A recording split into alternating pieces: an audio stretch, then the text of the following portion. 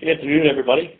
Thank you first and foremost for joining us. My name is Warren Rayburn, here today to start our series diving into the cloud, five-part series, the first of which is dedicated today to 6 most commonly asked questions about the cloud. So today's purpose is just a general introductory platform for educational purposes and to try and root out some basic questions when it comes to cloud definition, advantages, disadvantages, and highlighting some of the material that we'll be covering in the future 4 remaining portions of the series to follow here. So again, I want to thank everybody for joining, and we'll take questions at the end. So thanks again. So for today's agenda purposes, as I mentioned, it's going to be educational and orientation, and it's going to take on more of a Q&A format from my perspective. So the questions we're looking to address here today, frankly, what is the cloud, the advantages of cloud computing, any disadvantages that we feel may be worth discussing and noting for your purposes, and how those advantages and disadvantages play to different audiences. Next, what service options are available, the scalability of cloud services, the security element of cloud services, which is something we'll touch on in a separate series, addition to the series down the line. Lastly, the cost effectiveness of cloud services. And as I mentioned, we'll open up the floor later for question and answer. So the cloud itself, what is this? It's a rather nebulous concept, as many of you have probably come to appreciate. If you ask 15 different people what cloud services mean to them, you're going to get 15 different answers. So for the purposes of today's call, we've defined it as cloud computing, in which it describes a number of computers connected over a real-time communication network. Essentially, cloud computing utilizes the Internet or a variety of means therein to disseminate stored information and applications to all users from one or more centralized servers. So cloud services, you want to make sure you're not restricting it to data only in your orientation. You could have a voice platform, for example, in a hosted environment. You could talk about storage components when you're, introducing cloud into the dialogue, disaster recovery, security measurements, and things of that sort. Certainly all of which can be addressed in a cloud fashion one way or another. So it certainly is a trend, and for good reason. And again, today's objective is to better delineate between some of those definitions out there today. So advantages of cloud computing, cloud-based solution serves a centralized and secure storage environment for pivots. Among other things, we talk about in the later portion of the series, platform as a service, the as a service model. So that's software as a service, infrastructure as a service. In this context, secure takes on 2 meanings. Secure against in-office failures. So many of you out there may have a data center situation that you maintain and operate and own independently at a main hub, or that you've leased space to address. So what we're discussing here as far as advantages in the cloud is that you thereby release yourself from said consideration on the maintenance side, support, management. You're looking at heating and cooling considerations, spatial considerations, hard asset definitions, perhaps over subscription in some cases. And then lastly, secure against obsolescence and document theft. So in the sense, the obsolescence piece, you make that CapEx investment into a particular hardware environment, and you are locked in for a good bit of time to address ROI considerations, potentially to address preferences internally for a variety of departments. And the document theft piece from a security angle, certainly you have just from the partnership standpoint with the data center partner you select, at the end of the day, this is their business model. So, you're talking about, which we'll get into here shortly, we discussed heating and cooling conditions. You're talking about large-scale generators. You're talking about large-scale enterprise, industrial battery solutions, things of that nature. But on the document theft front, to complement the physical infrastructure and security elements therein, between retinal scanners, fingerprint scanners, credential requirements, you're talking about large-scale networks that are better suited to theft deterrence, security, enforcement, real-time monitoring. All too often, folks find out about a potential penetration of their organization and data environments only after it's transpired. And in this particular case, you want to find a partner that's going to be as proactive as possible in mining out those potential exposure points. Disadvantages. So again, for every advantage, you can make and turn it around to read as a disadvantage. So security. There are various types of cloud models: public clouds, private clouds, hybrid clouds. And again, that's going to be another element of the series here in short order over the next couple months. But a private cloud is one whereby you have secured in the data center space particular cage or cabinet or otherwise, but no shared resources between the other subscribers in that environment. So you may have a partnership in place with a data center provider in a public cloud scenario, and you may be sharing space with various other customers in a virtual environment. In a private cloud scenario, that does not transpire. So from a security perspective, again, something to keep in mind when you're looking at compliance initiatives, be it PCI if you're a retail operation, HIPAA compliance if you're on the medical front with emergency medical records, EMR considerations, and not to mention the personal information that's included with both of those sets of concerns. So you have Social Security numbers, you have banking information, et cetera, SOX compliance. So from a security standpoint, you definitely want to assess how it is you're going about deploying your cloud-related considerations. That hybrid model allows you to take those benefits with the security elements of a private cloud and the security therein, and then take advantage of some of the public access that you would in a data center environment to address your less critical needs or those without this security requirements that may be carried in the other sectors of your business. Cost. So again, you could play this from both angles because, as I mentioned, with the heating and cooling and spatial considerations significantly reduced or eliminated altogether by moving to the cloud. You also have to consider you're looking at potentially a large-scale CapEx investment if you're looking to acquire your own cage in a data center environment. So just for those of you that aren't familiar with that terminology, a cage would be a situation where it's a physical cage in a warehouse environment, inaccessible from the outside, not only from a building standpoint, but also once you're inside the data center, that is under lock and key and specific to your organization. The cabinets that we refer to are going to be, 6 to 7 foot tall environments within a cage that, again, could be private in orientation or public, but that's going to be a cabinet, and each one of those cabinets has slots that are going to, in turn take up or occupy rack space, and you'll hear those as 1U or 2Us, and that's 1 unit or 2 unit, and that just simply refers to the slotted size of the equipment available that you can place in that respective cabinet. So, but from a cost standpoint, again, you can take on a considerable CapEx look to this. If, in fact, you are going to do a build, you can also take into consideration more of an OpEx-related model whereby you're leasing facilities.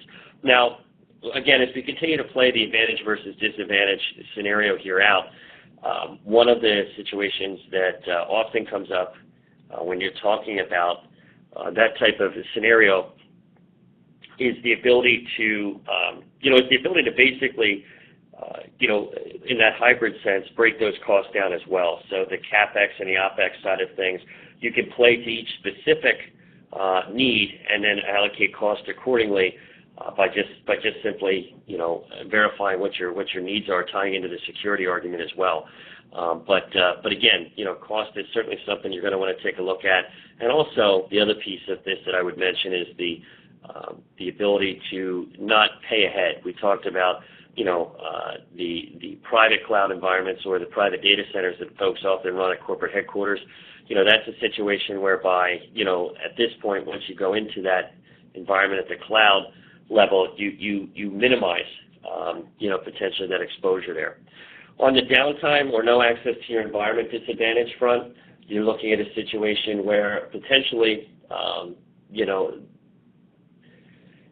you don't have immediate access to the environment as you would in a corporate headquarters scenario.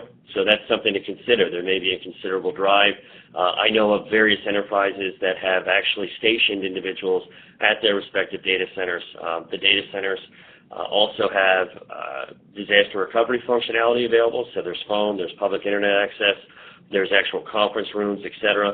And as I mentioned, some enterprises that have all of their data center needs or their cloud needs addressed at a particular data center will staff accordingly at that respective data center. So that's an option. But you have to remember that should it go into a completely outsourced model, you're looking at potentially some drive time and geographic restrictions and/or entering into a service arrangement to do so.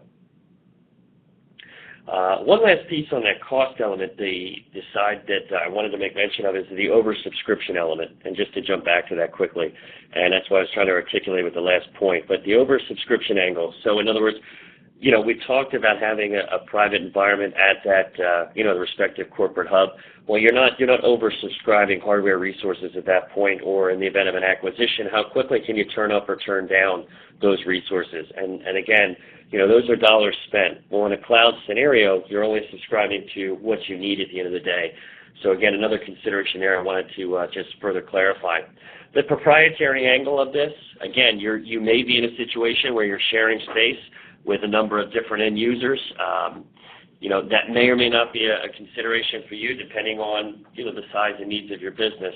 If you're at an enterprise level, certainly a cage option eliminates the proprietary considerations.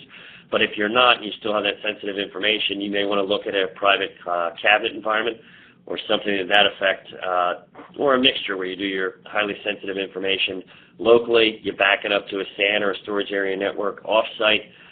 In the event of an absolute disaster, you can always retrieve those files from a new location or otherwise, obviously.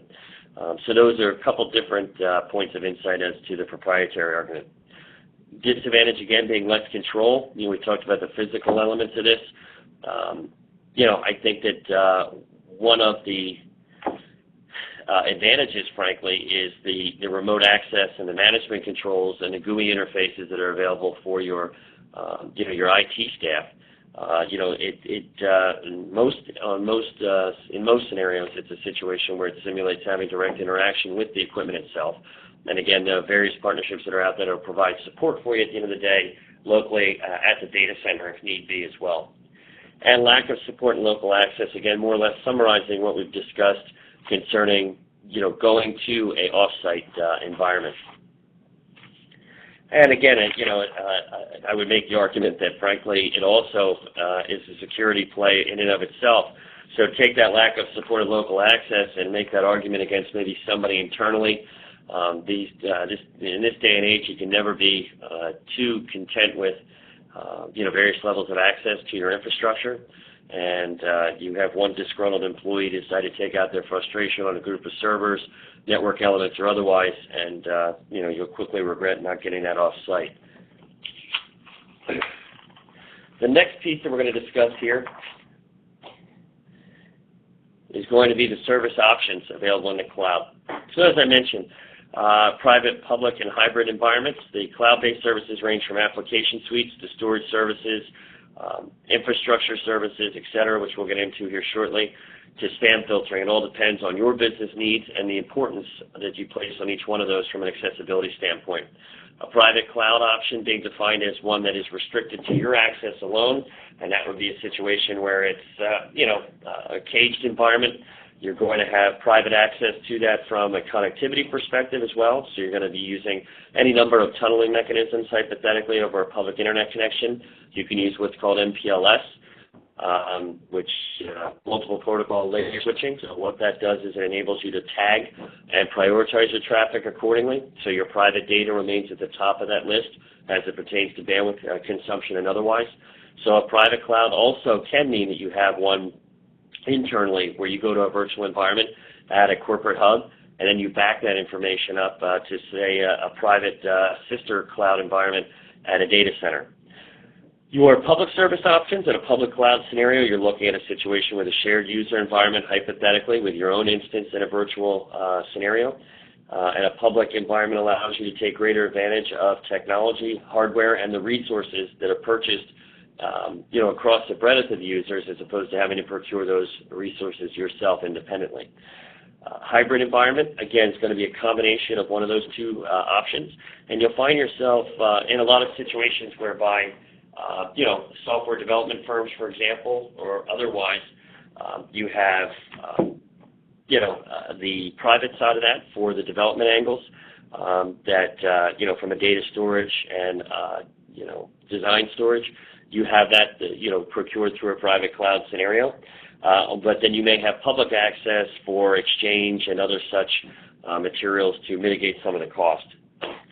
Types of services that utilize cloud-based technology: application programming interfaces, APIs, different ways to link different database environments at the end of the day. So taking information hypothetically from a procurement engine to then your billing software, and then finally inventory management software to ease workflow needs. Managed service providers, so a situation where you're looking at putting your IT needs out to the cloud, and so MSPs are going to be the folks that are going to be able to do virtual desktop integration, email and web defense scenarios, platform as a service. Now that's going to be, I always use the example here with line systems. We talked about voice cloud services, and platform as a service is a situation whereby an organization has developed a completely agnostic environment that serves as the baseline or launch pad to address a particular service need. So it's not proprietary in any sense. It's a subscription model with various hardware elements from servers, in our case feature servers, call assurance servers that allow us to troubleshoot call-related troubles, management interfaces, etc.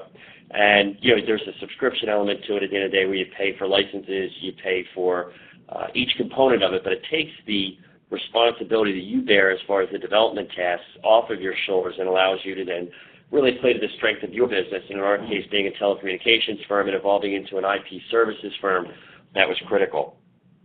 Service commerce platforms, again, retail engines, allowing you to reach different market segments and demographics by just simply engaging local experts in a cloud environment that facilitate perhaps commerce in overseas locations that you may not be have access to readily enough. Software as a service, again, that's for the development engines and platforms, among others, but the ability to not be responsible then to bear license upgrade costs, license updates, things of that nature. It will all be handled from the cloud and pushed out to you respectively for a monthly recurring charge to ensure you're always up to date, you have the latest version of the respective software, etc. And lastly, utility computing. So those are some of the cloud-based technologies that are available to you. And in a future part of the series, we specifically targeted platform as a service, software as a service, and one that we failed to list here, we're going to include infrastructure as a service, which is the hardware aspects of the cloud environment. So the servers, the routers, the switching elements, all the respective cabling, not taking on that burden yourself independently and allowing another partner to handle that on your behalf in a data center environment. So it's something worth noting and definitely worth checking out in the future as we move through the series. So next, we're going to discuss scalability, and that really is one of the biggest fundamental selling points of cloud services. You're talking about flexibility, as I mentioned, the ability to get into a situation whereby you have the buying power exhibited by the data center provider and or partner that allows you to expand and contract as need be in a virtual sense. So you may have one appearance and you're going to need to turn up additional appearances. Well, there's a GUI interface to do that, and you can do that in a matter of 24 hours if possible with your data center provider, as opposed to waiting for additional hardware and respective licenses to come through from another partner and storing that locally. Emergency preparedness. As I mentioned, we talked about acquisitions. Well, another consideration is disaster recovery. So during the course of Hurricane Sandy, one of our end users in particular experienced an out-of-service condition at their main location when they were with another provider, which is kind of what served to trigger the search for another partner. And upon meeting with these folks, we understood that not only was the connectivity consideration, the physical final mile to the premise, but also the fact that their director of IT was overseas. They couldn't get access to their prem for 2 to 3 weeks, so we're literally out of business as a result. So in addition to addressing the connectivity concerns and going to a fiber-based deployment at other locations, we actually were able to assist with the data center needs and facilitate that connectivity on their behalf, VLAN the traffic, so we basically put the appropriate headers to distinguish between voice and data traffic. So all that private data traffic then goes through to their data center at the end of the day, and it's backed up off-site 2+ hours inland, and again, ensuring that should there ever be a catastrophic event like that in the future, they have access to it, not only from any respective location, but their telecommuter population at large. Growth and support. So again, the support element of this is, the GUI interfaces. The physical demand is lessened as well because, again, this is off-site. And the growth element, being able to expand and contract within the virtual environments as need be. And I mentioned the OpEx-related models here on the cost front, and that would be reflective of that expansion and contraction. So you could, obviously, if need be, make changes to the environment down the line to accommodate any budgetary situations. Next, we're going to talk about security. So companies that provide cloud computing services take necessary precautions, obviously, to ensure their network cannot be infiltrated or mitigate that risk to the best of their abilities. However, businesses are still responsible for establishing policy to protect its connections to the files they store in the cloud. So this is a huge consideration because, in researching the material for this series, the interesting thing was, I think it was in one of the Gartner studies, but 77% of folks had admitted to the fact that there had been exposure, either, and I think it was 47% of those cases, there was a known breach, and 30% had no idea whether there was a breach or not, but had put information out on the public internet to get to the cloud and were concerned about encryption-related considerations. So, the security element of this is just so ingrained in us from a media standpoint as well. We've all heard about the Target situation and a variety of others, and it's not just isolated to data. It's also incorporated within the voice mindset as well, with folks that are able to hack into your hosted PBX environment should you not password protect certain items and elements, and then making a group of fraudulent calls from your environment. So secure based on sensitivity. Again, you can cater your security settings much more readily in a cloud environment based on the sensitivity of the information, ensuring that the data center provider is in fact HIPAA and PCI compliant, for example, and calling on those users to help you encapsulate and encrypt that information. You also want to verify with your partner and your carrier on the transport side, so who's transmitting that data for you from the site itself back to their core, honoring respective encryption types and various protocols to ensure the safety and sanctity of your data. Network protection. So do you have a threat mitigation system, your firewall mechanisms? Are you locking down bring your own device scenarios? So we have an educational association, for example, as a client with 80 to 250 plus alien devices on campus at any one time. We've been able to help them lock down the wireless environment there to ensure that nobody's using that access to ultimately get to sensitive information. Audits and logs. Again, from a cloud perspective, in those GUI interfaces, you're going to get that information back, through a management interface very quickly with alarm settings as far as potential threat points, quarantine mechanisms, and utilization logs down to the end user and their activity. Know the privileged users. Again, make those definitions transparent throughout the upper management core in the organization, and limit access to those resources that are available at that cloud level, and therefore minimize any points of exposure. Limited access based on context. Again, if you're in a medical field, for example, you certainly want to make sure that there's only approved users with access to certain file details, and you minimize those points of entry into your cloud environment with those various, for example, all of us have gone through those key encryption methodologies to access files or databases in the cloud, where you have those exploration limits on the passwords. There's certainly something to be said for that, and then limiting the users and password updates being mandated, the encryption in the password being much more convoluted, in a series of symbols, numbers, etc. And security is certainly something we're going to take down the line with another future portion of this series. But lastly, extend security devices. I mentioned bring your own devices. Well, let's not limit it to just a wireless environment. Let's talk about web servers if, in fact, you're going to host that locally. Talk about your laptops. Talk about any device that's on your network. At the end of the day, you certainly want to make sure you get that locked down. So our cloud service is cost effective. So the last portion of this series that we're going to introduce later down the line, which will be, I believe, we're going to target May, involves just specifically cost effectiveness. So it eliminates, at the end of the day, cloud computing is the process of eliminating the need to update and maintain a fleet of servers to house files and data locally.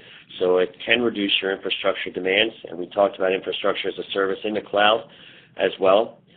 Platform as a service, such as software as a service, platform as a service, MSPs, we talked about managed service providers, infrastructure as a service providers, keep company costs down because you can do away with investing in servers and software licensing to run those applications and either address that through an OpEx model or, there's any number of ways to consolidate those physical resources that come through with those demands on the software side specifically, and consolidating servers and hardware environments.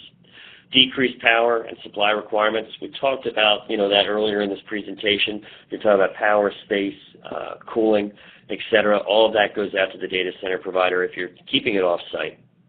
And reclaim space otherwise used for those servers, so in the event of expansion or spatial considerations, access needs or otherwise, you can certainly reclaim some of the physical elements at the end of the day associated with your cloud support environment. So I'm going to open up the floor now to questions. I certainly, again, want to thank everybody for their participation today and joining us in this first of the 5-part series dedicated to diving into the cloud, all things cloud services. So with that said, we did have one question as far as some of the other material that we'll be covering. I mentioned the as-a-service platform, so that's going to be the managed services, that's going to be infrastructure, software, platform, and we're going to take a deeper dive on those and get a little more granular. We're going to talk about the cost-effective angles in the last portion of the series. We're going to discuss security as a major consideration and get into some statistical details therein. And then lastly, we're going to talk about the different types of cloud computing models, private, public, and hybrid. So we're going to take those further down the line. So today's purpose was to really give everybody an appreciation at a high level for all things cloud computing related. And again, we're going to get a little more granular in the next portions of the series. So thank you for that question, and I hope I was able to at least clarify some of the objectives we have moving down the line.